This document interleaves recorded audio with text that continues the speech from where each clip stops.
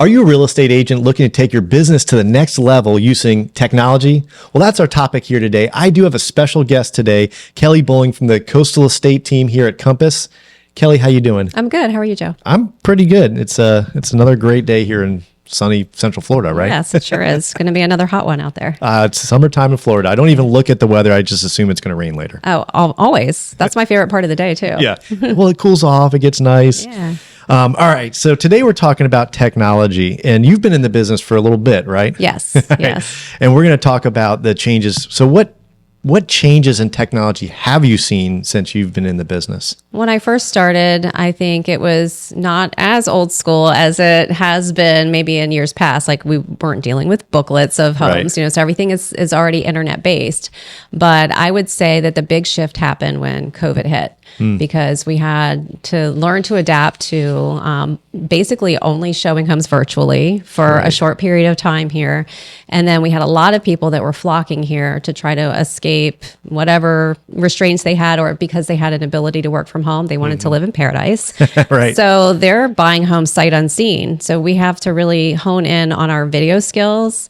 Photographs became super important, professional photographs, which I feel like have always been important, but even more so with that. And then also things like Matterports, which are kind of like you can walk yourself through the home tours.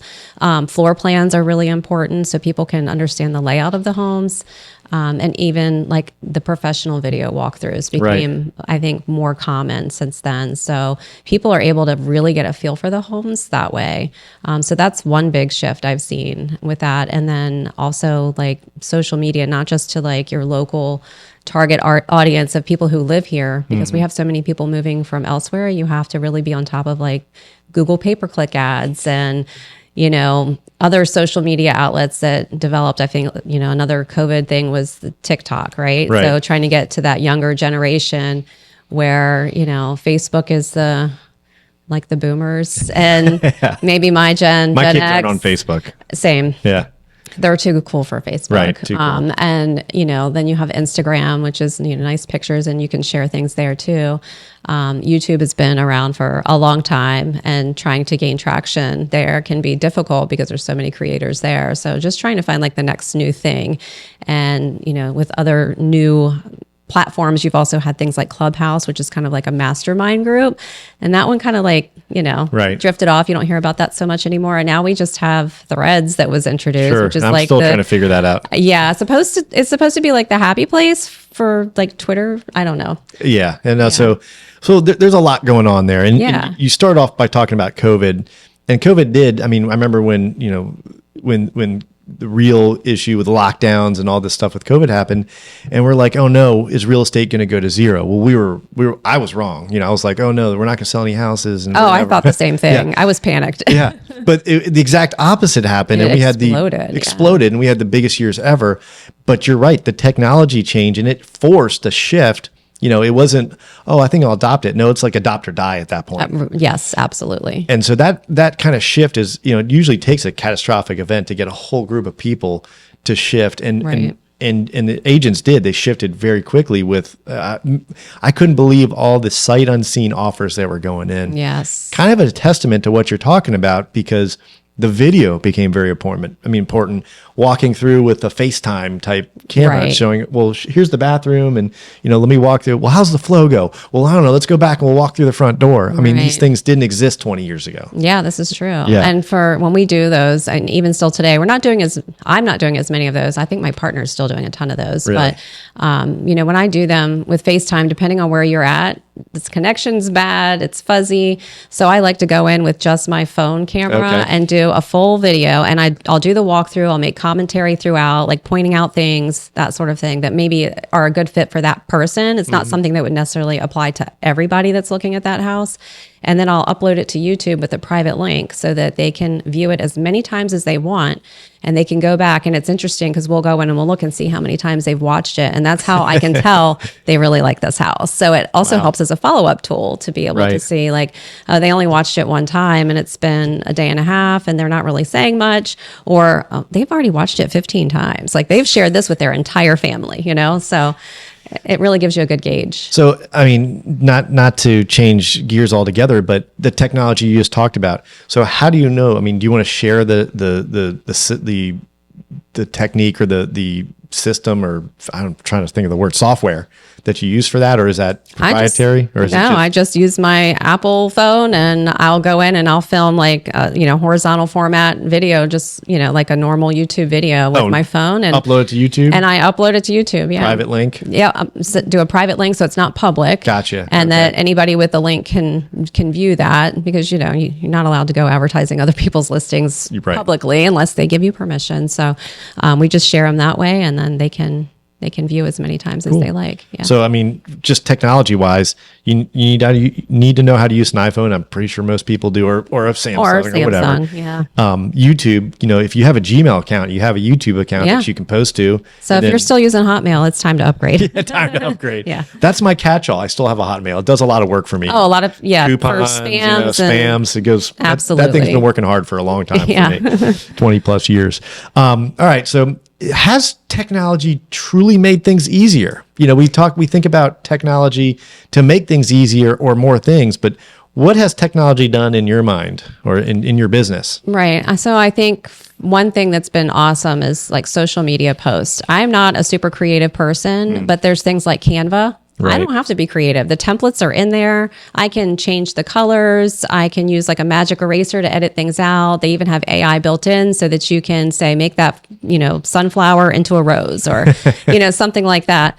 And it'll do all those things, and it does it well. So it's a really easy, user interface friendly program that anybody can use. And they have a free version. You can also do a paid version for like upgraded graphics and things. Mm-hmm. So that aspect has made my life like much easier, because I'm not a graphic designer.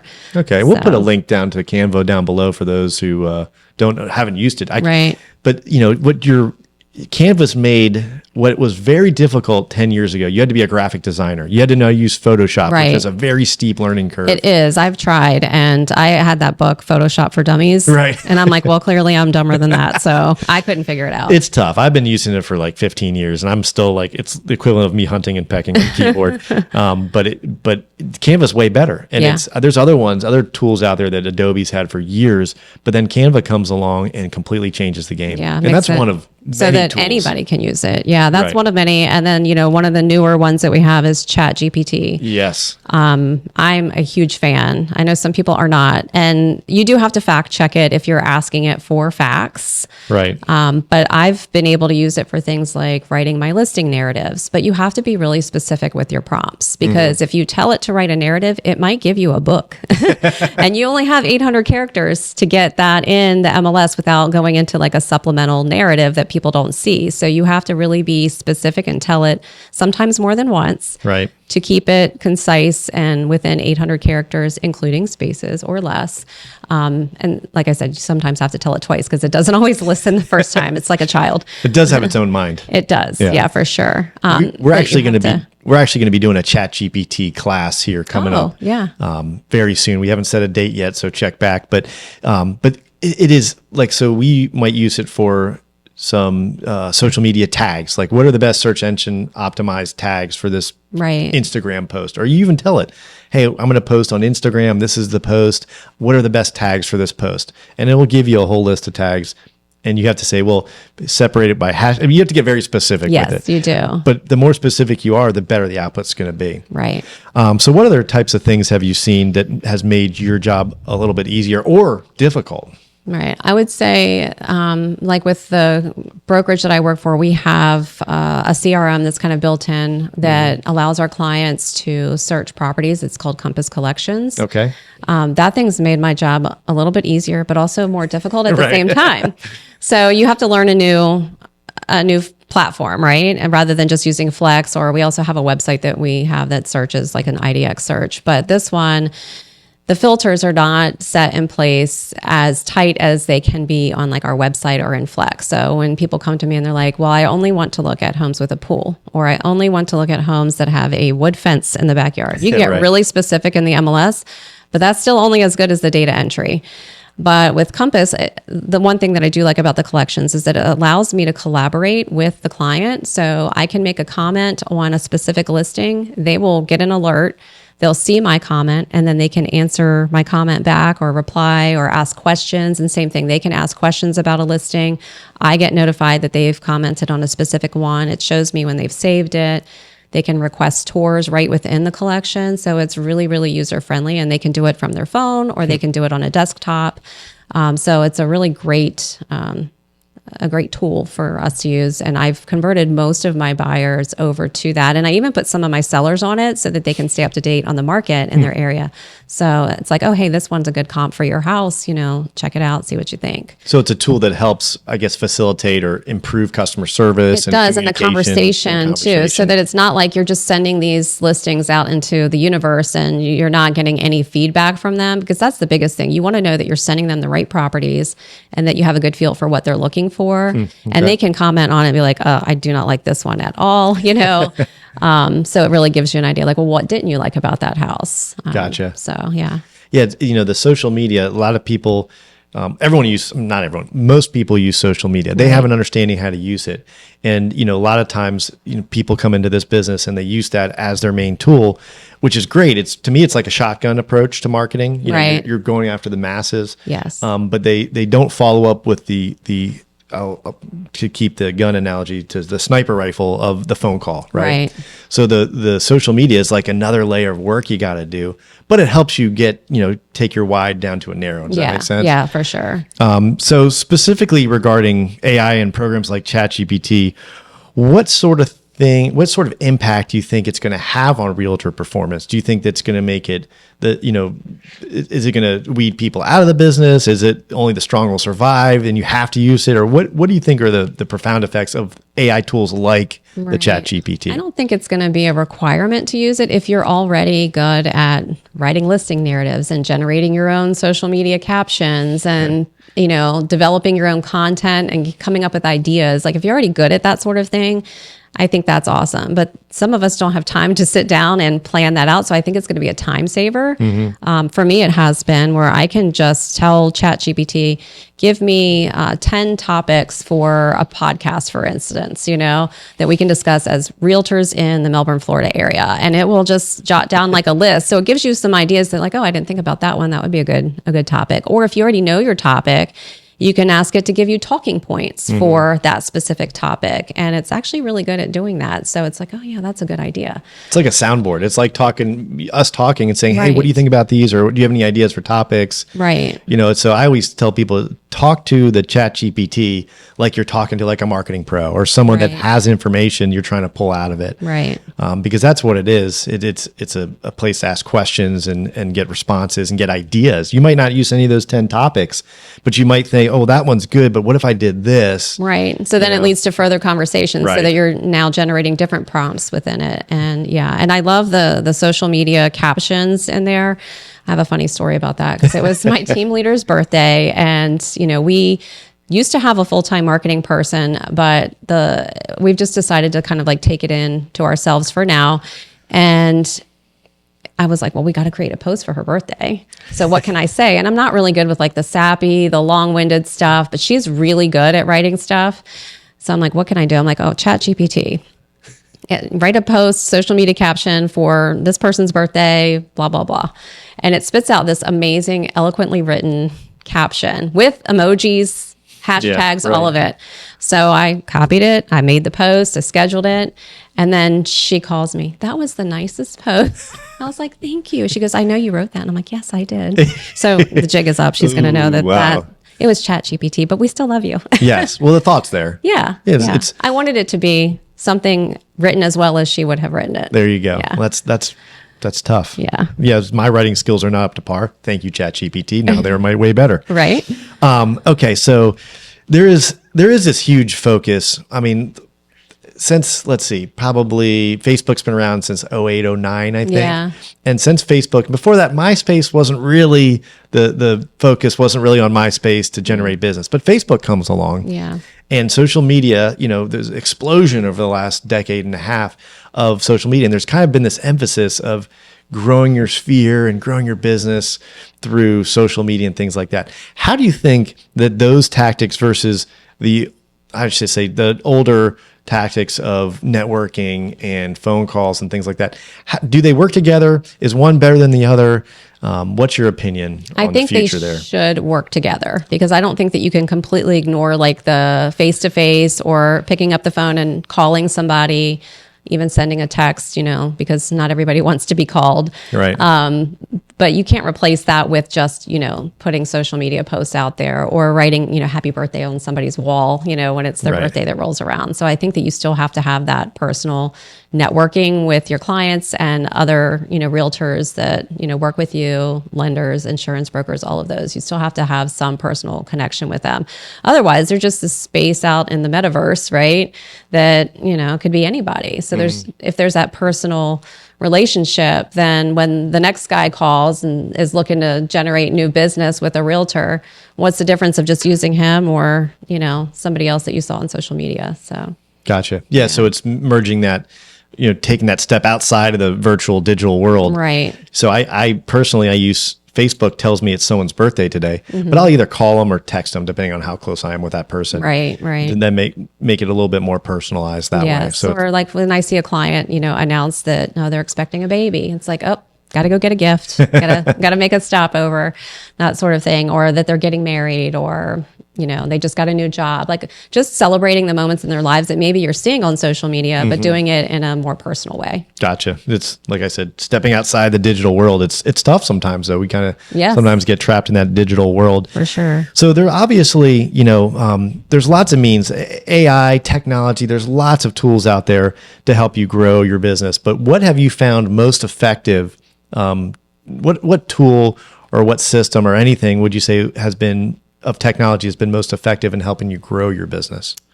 Google pay-per-click ads. Okay. Yes. Those leads now, granted, a lot of them are no good, but you really have to work them. So I feel like that has brought in people that you're not going to meet organically out in the world. They're not going to be referred to you by past clients, because most of our pay-per-click leads, they're people that don't live here, that are moving into the area or considering moving into the area. And then so you have to really nurture them over typically a long period of time. I've had some people that have been in my lead system for maybe 2 to 3 years before they actually get qualified and get ready to buy. So it's a long process for some. Now there's others who are ready to go and they're like, okay, yes, I registered on like August 1st and I'm closing by September 15th. So sometimes it can be really fast, but for the most part, I find that a lot of them are long-term nurture leads that you have to really handhold them. Yeah, I think, and we've done some work with that in the past, and I think a lot of times people think, oh, I'm just going to advertise. It's an easy button. I'll just get leads coming in. Well, you do get what you asked for, so you get the leads, but I think a lot of people don't realize you have to have a process. You have to have a system. You have to have a place for them to go with CRM. Right. You have to follow up. You have to do the work on the follow-up. So, you can tell people, hey, do pay-per-click ads, but the next part is, the things that it takes to convert those leads, because it takes an effort. Now, they're obviously worth the time, but a lot of people won't go through the efforts to set all that and up. I will say, like, during when we were super hot here and I had past clients and people that were referred to me and I was really, really overloaded with business, I didn't have time to work those leads. So I didn't close those leads. And then as soon as it started to slow a little bit and I had time, I started to close those leads again. So you can really see, like, you get out of it what you put into it, for sure. And, getting the leads is the hard part. That's not something that I'm like an expert in. And you have to be an expert to learn the system with Google, because it's ever changing. And you have to get a company that knows how to do it. So you have to spend money to make money. Yes, that's true. As long as it keeps making you money, you keep doing it. Yeah. As long as you're doing what you're supposed to be doing too, which it sounds like you all have created a good system. Yeah. There is a misconception about technology. And in my mind, people think of technology as a means to work less. But the funny thing about, as much technology as we have, as much as technology has changed, people still work a 40, 50, 60-hour work week, right? So it makes us more efficient or effective, but not necessarily take away time. Do you find that to be the case, or, people find other things to do with their time, or do you see technology as a means to reduce your work hours, or how do you see it? It definitely doesn't reduce my work hours. I feel like if anything, it increases them because I'm trying to like learn something new, but also, just with cell phones and, we didn't used to have these things that we would carry around and be attached to 24/7. So like when you would leave work for the day, you really left work for the day. Right. And now work goes everywhere you go. Everywhere. So, I have a thing where I will turn my do not disturb on at night just because it's my time and I don't need to be answering the phone at 10 p.m. No. It's not required. I used to do that, but didn't want to miss anything. So any final words on maybe technologies out there or things that you've used, or if you were to give advice to an agent that's looking to adopt technology, what advice would you give them? Don't be resistant to new technologies. Okay. I think that there are especially maybe people who've been in the business a long time, that something new comes out and they might be like, oh, well, I don't want to do that because this worked for me for all these years. Right. And that might still work. But if you want to generate a whole new section of like clientele in your business, like a whole new generation, you have to adapt to that. So as I age, I know like the cool kids, they're going to be using something different and I'm going to have to get on board with that, Yeah, so I just see what my kids are doing, and that's probably what we're going to be using next. So just check them out first. Well, yeah, I really appreciate the info. I've got a lot of good nuggets here.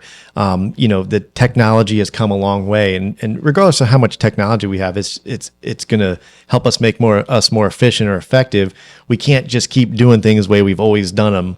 I'm a big believer of measuring what we do. Right. And so like if you have a billboard and that billboard's no longer producing results, you replace it, right? Right, for sure. And maybe the billboard is, and this over here isn't, so you put your money towards your billboard. We just got to figure out what the billboard is, right? As far as technology goes, there is so much out there. Any other things that you like to comment on or make mention of?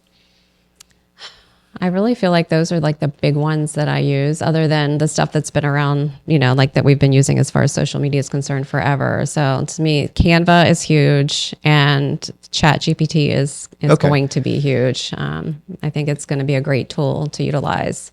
And these tools, like your iPhone, you have a very powerful camera in your pocket. Yes. Whereas to do these things, we would have had to hire all these people in the past. Right. Now all that work goes on us. Even if you hire, so the professionals, I recently did a video shoot for a house, and for the vertical, tours and stuff, they're using iPhones, iPhone 14. Yep. And I'm like, really? And he's like, they're amazing cameras. We all have them. And I'm like, good to know. Yeah, you can spend $3,000, $4,000, $10,000 on a camera, but you have a sufficient camera in your pocket. Yes. You can go learn Photoshop or pay someone $100 an hour to use Photoshop, or you can use Canva. Yeah. You can pay someone to manage your customers and all these things, or you can get a CRM to do these things. Right. The technology is all there to make, you can do what used to cost thousands of dollars for almost free these days. Yeah. Well, that's a lot of good information. I really appreciate the time, Kelly. That's really cool. So for all of those out there, please like, share, subscribe to the podcast. Hope to see you here again. And thank you very much for coming on the show. We appreciate it. Thanks for having me. All right.